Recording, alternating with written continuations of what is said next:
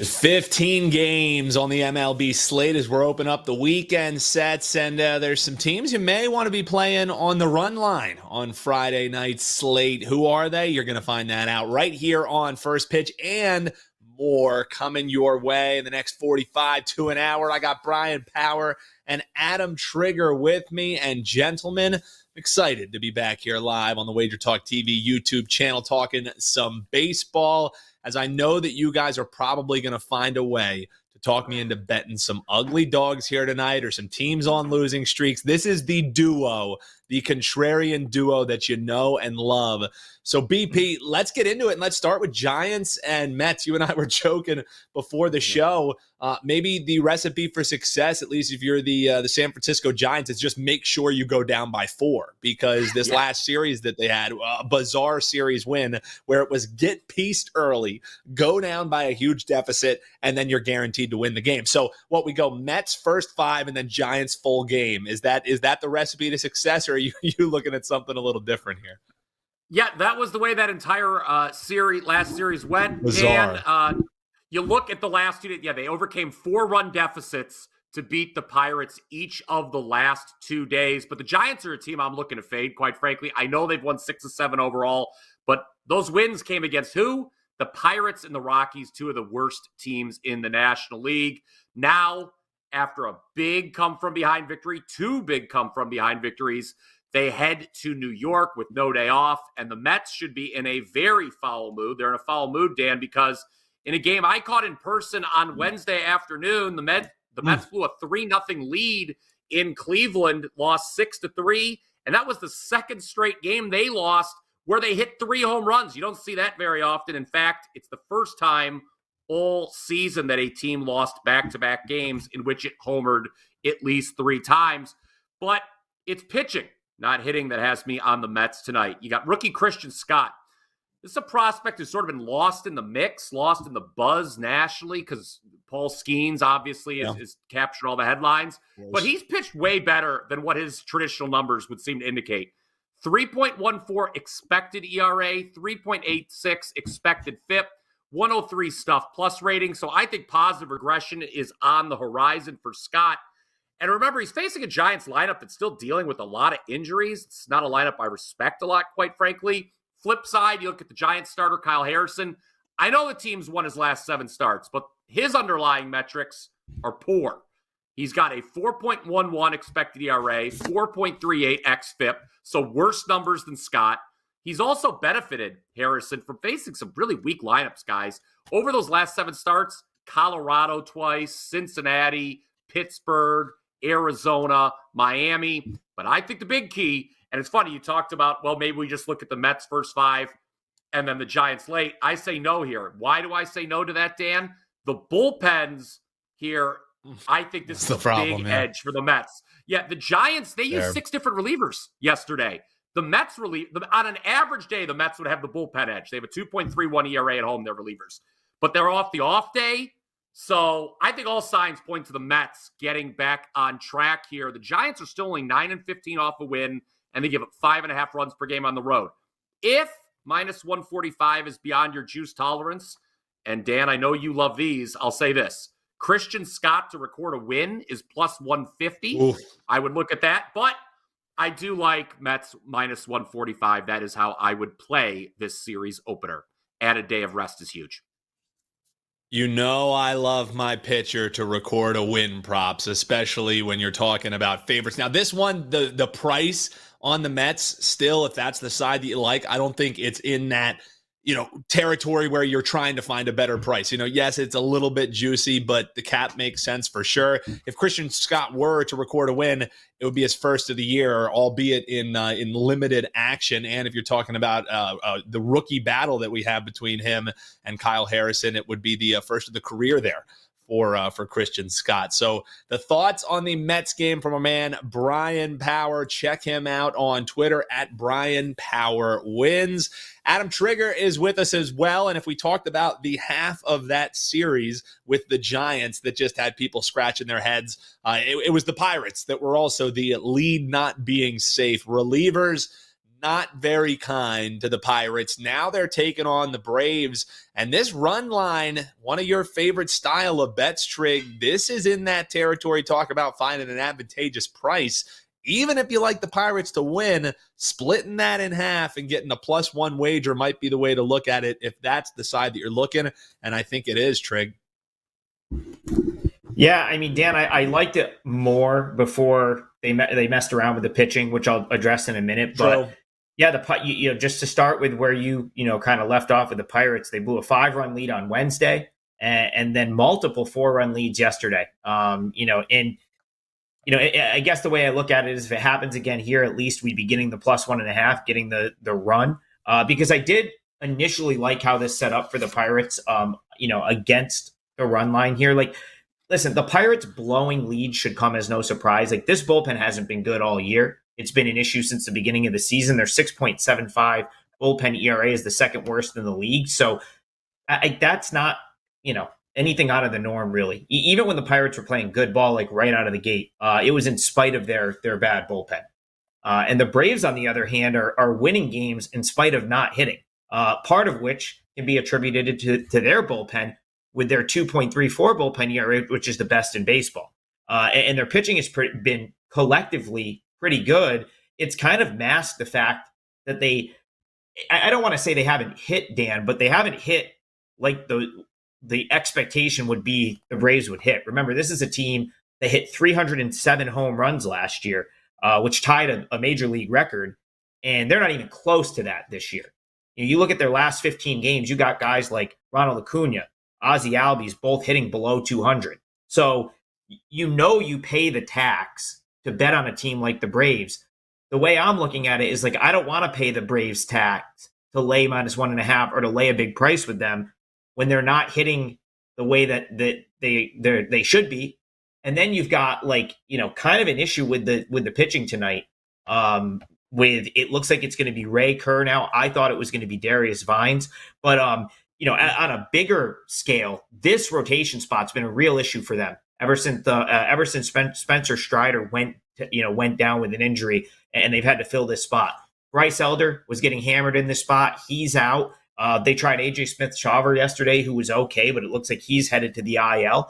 So what I think they're going to do here is go with Ray Kerr in like a opener, maybe like once through the order type role, probably 50, 60 pitches, and then maybe piggyback him with Darius Vines take 2. He was like the first one that got called up, had an okay start, wasn't great the next time out. They sent him back to AAA. He really hasn't been good in AAA. He's had kind of a bad month for Gwinnett. He had one good start. It was against Charlotte, who is arguably the worst offensive team in all of AAA right now. So haven't been super impressed with him. And I just think I keep coming back to, if you're going to have to pay the tax with the Braves, right?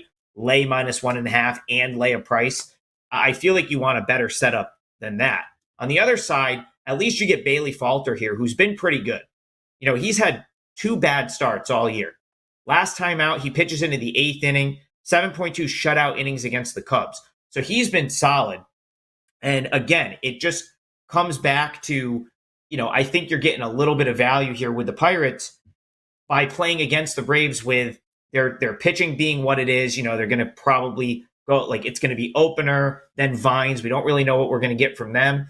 And the Pirates are still a capable baseball team. So you give them the 1.5. And then if they do choke it away and lose a close one, maybe you win there anyway. Not on my client card, because I didn't like the fact that they played around with the starting pitching, and I probably would have played this as a client play if Vines was going to be out there from the beginning. But I don't think you should be betting the Braves here. So big game breakdown, Pirates +1.5, I think is the best way to look in this game. Take the 1.5, says our man Adam Trigger. You can see him over on Twitter or X at Top Flight SI. And gentlemen, shout out to the chat, and it is absolutely buzzing here on a Friday afternoon. Titan CT, Eric D. Tyler, one of my favorites, Lord Farquaad. It's an obligatory mention. It's in my contract every time we're on. Chuck Pod joining us, and Wisconsin Guy over on the YouTube Shorts chat. Also, if you're joining us on Twitter, on Instagram, we greatly appreciate if you hit that follow button if you haven't already. Wisconsin guy asked the first question about this Kansas City Royals and Tampa Bay game taking place at the Trop. Lord Farquaad also had a question regarding the pitching props in this one. I have a batter prop that might be worth it, but BP, I'm going to start with you and get your thoughts as far as side total, anything that maybe stood out to you in this game, because the home favorite, or the home dog, I guess, if you're looking at it, it's a short price on the Tampa Bay Rays. But the funny thing is with all the headlines that my Phillies have been getting and the Yankees have been getting, it's been overshadowing what the Royals have done in this nice little 6-game stretch. They are absolutely rolling and just blowing people up. So overs have been a good look. Team total overs have been a good look. Anything that stood out to you, Kansas City and Tampa Bay here this evening?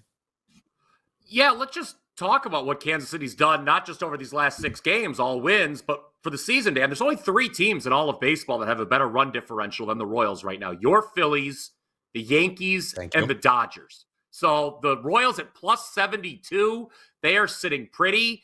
The Rays, meanwhile, they've been one of the biggest disappointments in baseball. Minus 40 run differential. They've lost 4 straight. I said earlier in the week that I liked Boston to avenge what happened last week and have a good series. They did. The Red Sox swept that series in Tropicana Field, which had been a house of horrors for them. So when you look at the price, I guess you have to ask yourself, how much do you just throw what you thought of in the preseason away? Because this price would have seemed crazy, the Royals being a slight favorite, even a month ago. But now it seems fair to me. The Royals have absolutely been a better team than the Rays. I know there's still some projection systems that think that things will even out, but I don't know, man. You look at the numbers, there's really nothing to me that suggests the Royals are going to nosedive. I know their bullpen's overachieved somewhat, but if you're looking for a play here, maybe the first 5 under is worth a look. Lugo for KC has been absolutely outstanding on the road. 4 starts. He's won them all. 0.62 ERA, 0.655 whip. So he's not going to give up a lot of runs. And then you look at the Kansas City offense. Maybe that is the one. It's been hot coming into the series. They've averaged 6.7 runs over the last week. During the last 4 games, they put up 8, 10, 8, and 8. But they only averaged 4 runs per game on the road. All of those wins came at home that we were talking about. Some of them against Oakland, who, started out okay, but they are who we thought they were. So maybe a low-scoring start to this one, Dan. I would take a look possibly at the first 5 under. Yeah, and I think that ends up being correlated with one of the commenters asking about Lugo and the total strikeouts that he would be throwing. If you're looking at the number across a couple different books, it's sitting at 5.5 over on that one, juiced to 155. He was specifically asking about the alternate market, maybe turning it into a same game parlay here. The 5 or more sitting at 295. If Lugo does go deep, it's hard to think with a guy who's able to stack up outs like he is that he's not going to go over that number. And Trig, I know that you don't dabble much into the player props as far as it goes as client releases, but you do cap these pitchers just as good about as anyone does. Any thoughts on Lugo potentially going deep, potentially getting over that number? It's just a number at that it's a sheer pass on my card. I wouldn't even throw it in as a parlay piece. I mean, personally, I could only fade Lugo right now. To be fair, Dan, I've said this for a few weeks now. Like the sort of like hard hit rate, it's not a horrible strikeout rate, but it's less than a strikeout per inning. I don't think that long term is going to equate to a sub 2 ERA and a sub 1 whip, which as you guys both know, are just elite numbers when it comes to starting pitchers in Major League Baseball. Like those are the type of numbers you expect Max Scherzer in his prime to put up, Garrett Cole in like when he's at his best.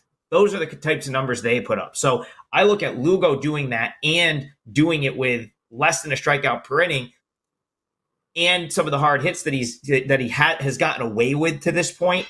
And to me, I can only fade him. But again, I've said this for like 3 weeks now, and he's still just plugging along. So it kind of makes it tough. But Lugo has to be a fade or pass for me at this point, at least until he regresses a little bit, because you literally cannot do better than he's doing right now. I don't think it's possible. Yeah, I mean it's a fair way to potentially think of, maybe not a straight fade, but maybe a pump the brakes there. Hop below in the comments, let us know if there's any other way that you're looking to bet Kansas City and Tampa Bay. It's one of the games that has a bit more modest of a price here because guys, I mean, it's like road chalk around the league here today, and some big numbers. If you look at like the Corbin Burns versus Flexen and the White Sox and Baltimore game, minus 275 and climbing in that one. My Philadelphia Phillies in Colorado, total in that one. Looking like it's going to trend towards 11 and a over 2 bills to lay in that one. If you want to back the road favorite, Houston, Oakland, Verlander on the mound, big number in that. BP, when we run down this list, and a lot on Fridays when it's the open of a new series, you have all what happened in the week getting baked into the number. Steve Merrill, when he's on here with us on Fridays, talks a lot about potential value on big road favorites in game one of a series here on a Friday. When you run down that list and just see these big prices, does any of these teams stand out as the one that might just burst the bubble? Because the chat loves these money line parlays, and very often we're throwing favorites in it. Any of those big road favorites stand out to you? As maybe we look away from that one in a little three-piece. The Cubs, it's really with Imanaga. I thought that price was way too short at the open, and everybody seemed to agree because, my God, everyone is betting the Cubs this afternoon. That price has jumped nearly 20 cents now. It's really interesting with Imanaga. So I was reading, and he's yet to face the same opponent twice. When that starts to happen, I might look to fade him, but he has not faced St. Louis yet, and St. Louis is not the team. I know St. Louis just swept Baltimore. I don't think St. Louis is very good, though, and I would not want to fade Imanaga in this spot. So I kind of lean towards the Cubs there. There's a road favorite I'm going to fade later in the show with my best bet, but some of these other ones, I don't know. There's no value. I mean, you look at the Phillies against Colorado. I don't know what you do there. I mean, yes, they're probably going to win 8-0, but they're minus 200. I don't really... You'll have to get creative. So I mean, and Baltimore and the White Sox, maybe you just keep looking Baltimore's team total over in that situation. The Baltimore bats had gone curiously quiet here in May, and the pitching was carrying them. But who are they facing here? They're facing the White Sox. The bats got going yesterday. And with the White Sox bullpen just being an albatross, I don't know, over 9 innings.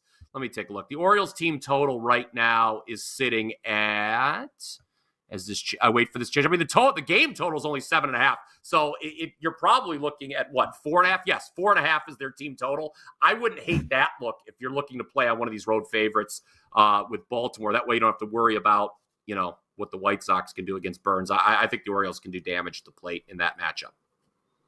Trig, when I brought up that question, I'm sure you've been foaming at the mouth because one of the games that's actually a 4-game set wrapping around here on Memorial Day weekend is that one that BP was just talking about, Baltimore and Chicago White Sox. Not only can you get the 1.5, you can get the 1.5 plus 130 with a team who, I don't know if they're scratching their heads. I don't know if they're pissed off with how Thursday night ended. If anyone in the world can make us make sense on a Chicago White Sox play, it would be you. Is that the one that stood out to you as maybe a parlay buster, or was some of these other home dogs, standing out to you as you were running down the card? No, and Dan, to be honest, I hope the Orioles pound him tonight because the matchup in that series I like a lot better is tomorrow when it's Eric Fed and you get a better Dean price. Kramer.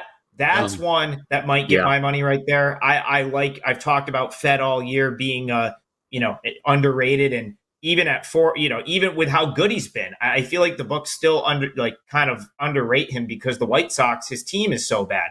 But it hasn't really mattered in his starts. Like his results have been good. You can almost always play him against the plus 1.5. And if in the starts he hasn't won, the White Sox have been close. So, but with the White Sox, you really need them to have those couple key bullpen guys to stack behind him. Where you get into trouble with the Sox is if you get to those middle innings. Let's say Fed only goes 5, and then you've got to get to the 9th. That tends to be the spot where they can struggle a little bit. But if they have their better relief guys, he can go 6 or 7. well, probably more likely 6 and get it eventually to Kopech or the better relief guys, the White Sox tend to stay in games. So I would prefer them to just get pounded here. Chris Flexen is not a guy I really have had any interest in backing. He's, obviously he's another former KBO guy, 2020 Doosan Bears alum right there. He's come back and had a good sort of run in the big leagues. He was productive with the Mariners, but at this point, he's not really a guy that he's not going out there every 5th day for any other team in the league right now. So do I want to play him against Corbin Burns? Not really. Especially when Burns could be like locked down and, you might need some offense to hang around in that game for the White Sox. So I have no real opinion on this game tonight, but this is not the spot I try to jump in with the Sox. I kind of hope, like I said, I hope the Orioles just get it done and win convincingly, because it's going to make Fed and the Sox a lot more playable on Saturday. And even if they don't, though, it still might be a good spot. The spot in this series for the White Sox is probably tomorrow. Shout out Adam Trigger and Brian Power joining us. You can check them out over at WagerTalk.com. Go to WT.buzz/deals to check out the ways to save through the summer, like the great Memorial Day special that we have going on, where you can rock with your favorite capper from Memorial Day all the way through Labor Day. Get action all summer long. A hell of a deal going on at WagerTalk right now.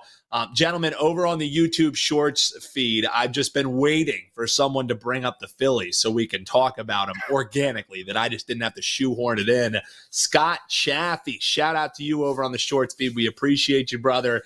He's asking, what do y'all think of the Phillies and Astros parlay after Rockies and Athletics getting both their bullpens ran through last night? Now, the thing is, I think you kind of touched upon it when we talked about big favorites, and it was BP saying, that number on the Phillies, you want to back them? You want to lay a 1.5 on the road? Be my guest.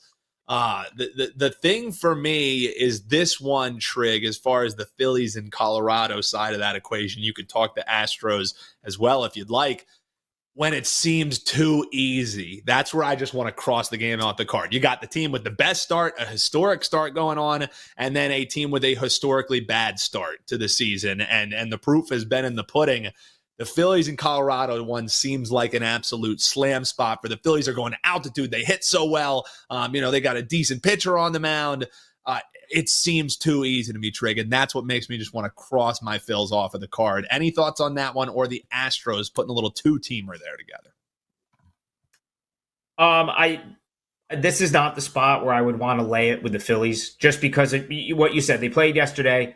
They've got to go out to Denver, which can always be tricky. I don't doubt that there's going to be some runs. Like, they're probably going to hit, but the Rockies have hit too lately.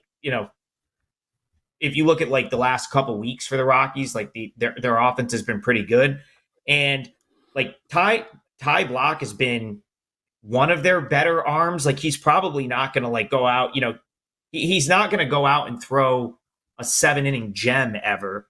But and he did struggle against the Giants last time out. But if you go prior to that, he's capable of going 5 and giving you like a pretty solid 5 innings. So I guess that would be my concern, is if he kind of comes with a good start and suddenly the Rockies are in the game, or their offense is going a little bit, like it could be a tight game. And then of course the Rockies will use whatever bullpen they have, which might not be much after yesterday, but like, I don't know. I just a tough setup. Phillies coming off, a series with the Rangers, no travel day, have to get out there to altitude. I would avoid this one. If you like the Phillies, maybe later in the weekend once this series gets going a little bit.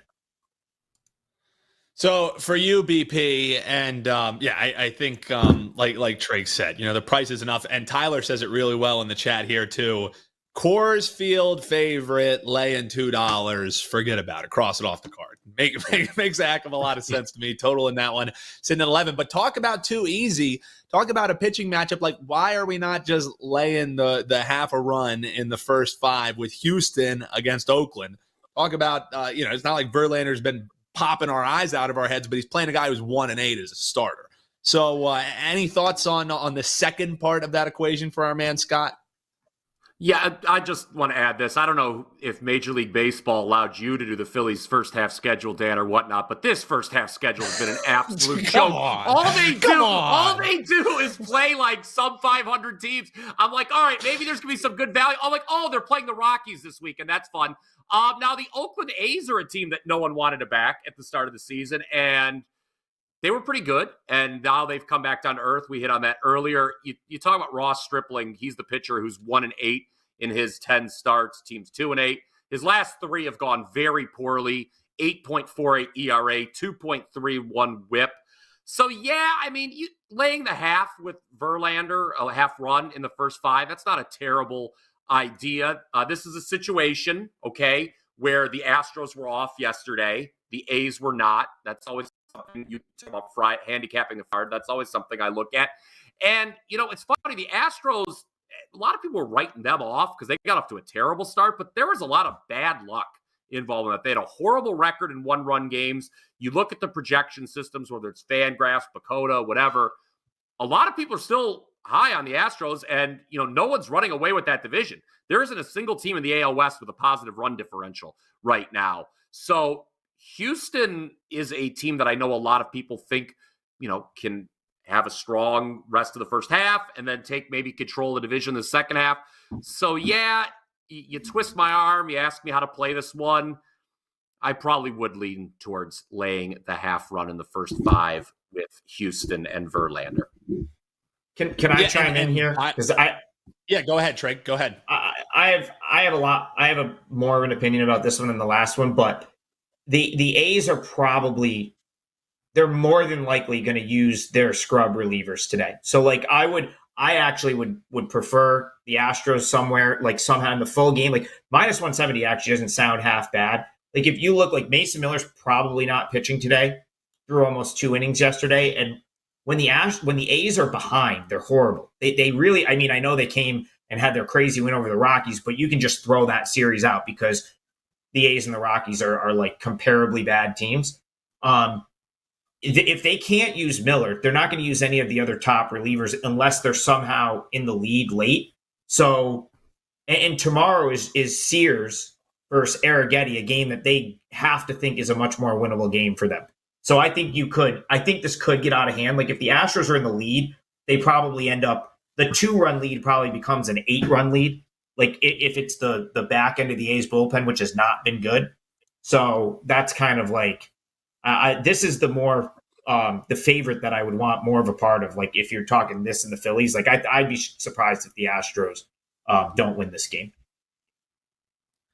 So there's the thoughts from our guys on the Astros. Tyler in the chat was pointing out, hey, if you like that whole first 5 play, you think there is the big pitching mismatch, why not look towards Verlander to record a win? I'm going back to it, Brian Power. It's only sitting at like 105.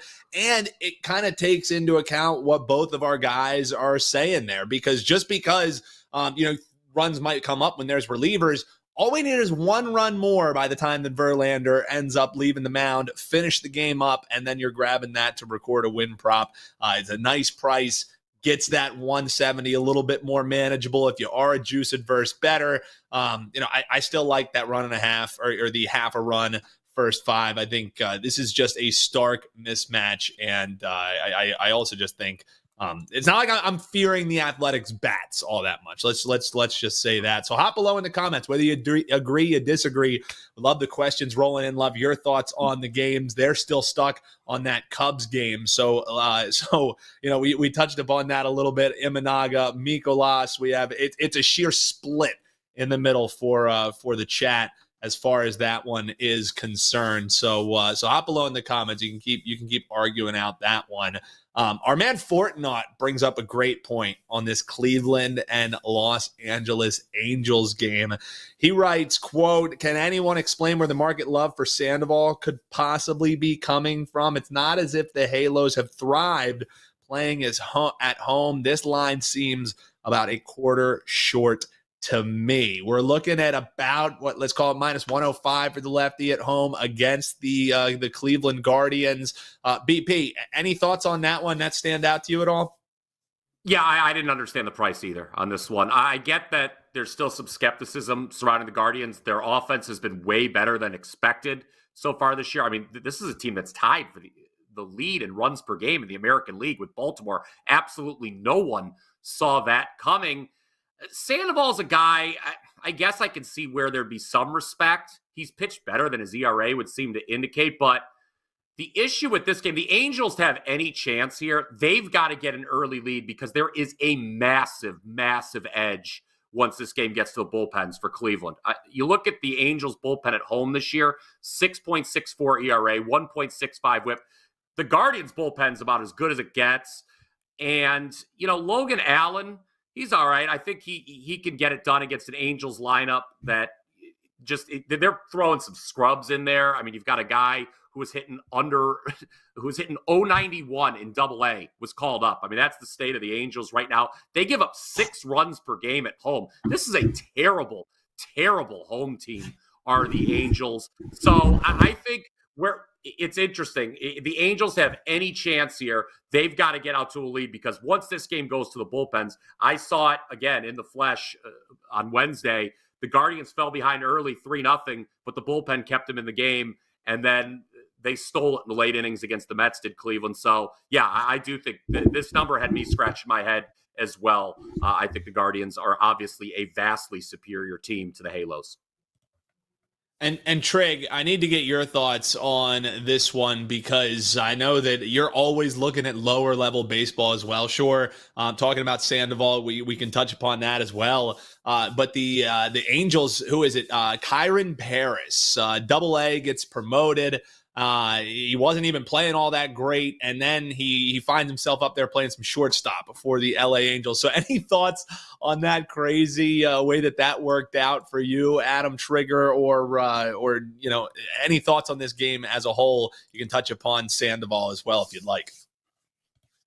Well, the funny thing about that is they had I think it was Livian Soto was their shortstop at AAA for Salt Lake like earlier in the year, and I think they kind of like got forced into trading him just because of like options and so on and so forth. So, and he's actually turned into, I think he's somewhere else. He's on his like 4th team this year in AAA, but he's actually having a pretty good season. So that's he would easily be like the guy up there right now in his spot if he was still on the Angels.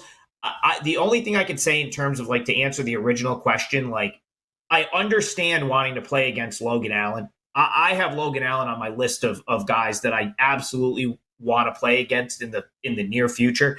He comes off of back-to-back starts where he's got 12 shutout innings, back-to-back scoreless 6-inning gems. That's not him. Like that's just not something he's going to do frequently. I think there's a bit of good fortune in that. The fact that you go back to the start prior to that, he gave up 7 runs in like 2 innings against the Tigers. And I think we talked about it on the show. I had a best bet against him with the Astros. It was like the standalone Thursday night game, and he was really fortunate in that game not to get blown up, and then the Astros ended up getting to him eventually and winning that game anyway. So I get wanting to fade Allen. I agree with BP that Sandoval's got some upside. So maybe Angels first 5, because I do agree with a lot of what Bryan said in terms of the bullpens and stuff like that. I would want no part of the Angels here, but I do understand why people would want to fade Logan Allen in this spot. So I guess find a better way to play against Allen other than needing an Angels win, I suppose. So maybe Angels first 5. While you're hanging out with us here on a Friday afternoon, we would love it if you would hit that like button for us. And if you haven't already, subscribe. Tell folks about what we got rocking here throughout the summer on WagerTalk TV. If you're checking us out on Instagram or Twitter, hit that follow button. Throw us a like there as well. We would appreciate it. Best bets here. Let's talk some of these games these guys had that just missed being client releases here. And BP, we'll start with you. Reds and Dodgers. Dodgers laying, talk about road favorites again, Paxton and Ashcroft in this one. And it's 156. Looks like some different numbers that we're seeing out there on the Dodgers. But you think the run line might be worthy of a play, and it might not be the run line you think. How we betting this one, BP? And what do you got up over the weekend? Yeah, talked about this on the Morning Wager with Mark Zinno. Be sure to check that show out as well, as we've got some NBA talk as well as MLB. Now, even at the juicy price, I would expect most bettors are going to gravitate towards the Dodgers here because they're off back-to-back losses, and there's always that thought, oh, well, the Dodgers, they can't lose 3 straight. And then you have the Reds who are having a terrible May. But for me, this boils down to one thing.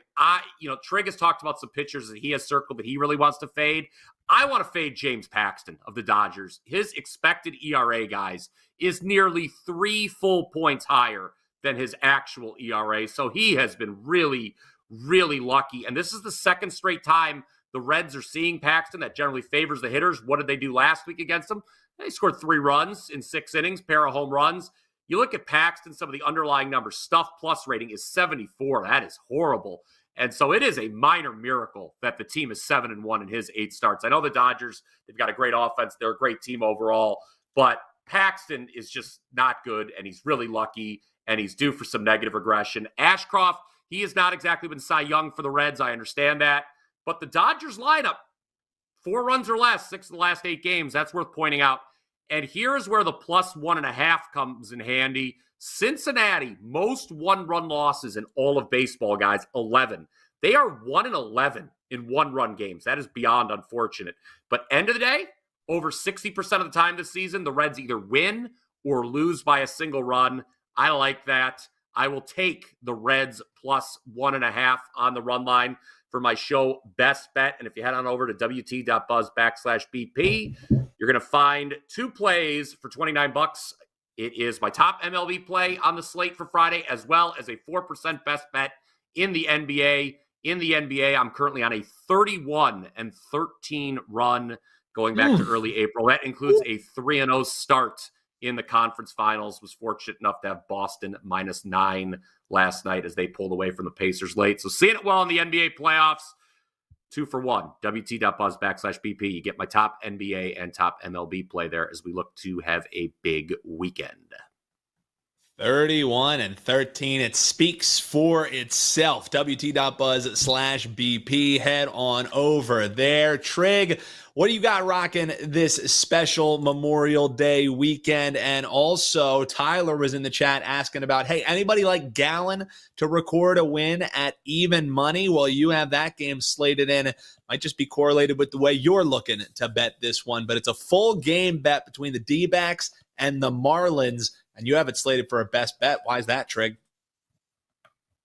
Yeah, well, first, I have a 4% WNBA play up for tonight. 5-2 to start the WNBA season. I'll probably, if I do get to the window with anything MLB-wise, I'll probably post it. I'm going to talk about the game I like the best in the minute, but I've hit 8 of my last 10 best bets overall. Going to try to make it 9 of 11 with a WNBA 4% play tonight. That's up on my page. As far as MLB is concerned, there was, like you kicked off the show, Dan, and there was a lot of chalk, and there was also a couple pitching changes and stuff like that. So it kind of like killed the potential client play. But without a doubt, my favorite thing in Major League Baseball tonight is the Diamondbacks to win this game.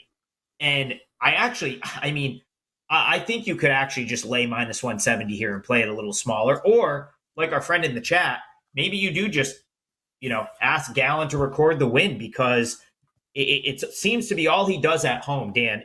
He's 21-5 at home. Like his career, if you go back to his time with the Diamondbacks, which I think is 2022, his home run splits at Chase Field are insane. And that is an accurate home record for Gallon, 21-5 against his former team, the Marlins. Now, a lot of people forget that Zach Gallen was a Marlin, but he started his career there, and 7 starts into his career, they traded him for Jazz Chisholm. So I don't know if there's a little bit of extra, motivation there for Gallon, but in 3 starts against the Marlins, he's won all 3. He's a 1.35 ERA. So we get Gallon at home, where he's great. He's dominated his former team in a small sample throughout his career. And then you get the Diamondbacks against left-handed pitching, they have been as good against left-handed pitching as any team in the league. They lead Major League Baseball right now with a 292 batting average, 347 OBP. Ketel Marte is like the hottest, one of the hottest dudes on the planet right now. He's having a phenomenal season. brings a 21-game hit streak into this game. He's hitting nearly 350 against lefties. And the lefty that the Marlins are going to go with, Braxton Garrett, has really just had, a season where I feel like we're going to get to the end of this season. I feel like we're going to get to next year. We're going to talk about why he's going to bounce back from this year just not really being his year. He had a shoulder injury, started the season on the IL, rehabbed it at AAA, had to go, basically went back on the IL because he had a setback. I think, it was the dreaded dead arm term got thrown around with him. Kind of got knocked around a little bit. Then they finally called him up because it's the Marlins and they have no starting pitching anyway. And he's given up 11 runs in 2 starts since getting called back up. I don't know how that, and knowing how poor the Marlins have been this year, I don't see how that plays against the Diamondbacks, who absolutely crush left-handed pitching, and against Gallen, who is as good as, his home road splits again are just insane, right? Like, it's night and day if you look at his road numbers and then his numbers at Chase Field. So I actually thought -1 set, like this got bet. It was -2. It was $2, and now it's -170, -175. That's like more than fair. I have no problem just playing a little bit smaller and laying the -175. But again, I would put all the favorites that we talked about during the show. If you like any of them, just play them into the Diamondbacks. So the last game to go tonight doesn't start till 9:40 on the East Coast. I'll be really surprised if they lose this game. Best bet for the show is Arizona. Arizona laying the chalk. That's the best bet for our man Adam Trigger. You can check him out, wt.buzz/AT. Hopefully you have a safe and a happy Memorial Day weekend. Of course, on Monday, remember the reason for your holiday being the home of the brave, or the home of the great, thanks to the brave, those who lost their lives in the line of service, being the reason we're all barbecuing this weekend. Best of luck to everyone. Shout out to the chat, Fort Knott, Tyler, Edel, Sandisti, Bond. Strong last name there. This is Bailey Ruzen over on YouTube Short. Jimmy Burke chiming in as well. We appreciate you guys watching us here on the YouTube channel live. If you're watching us on the rewatch, hit that like button as well. We would say thank you for that one. But don't go anywhere, folks. We still got content coming your way all weekend long here. Game breakdowns. You can check those out. Links below the description. You can click on the video that's on your screen right now to continue cashing on all the sports you love, getting all the info that you need. It's what we do here. Have a great Memorial Day weekend, everyone, and we'll see you locked and loaded on Memorial Day. Another live edition coming your way. First pitch. We'll see you then.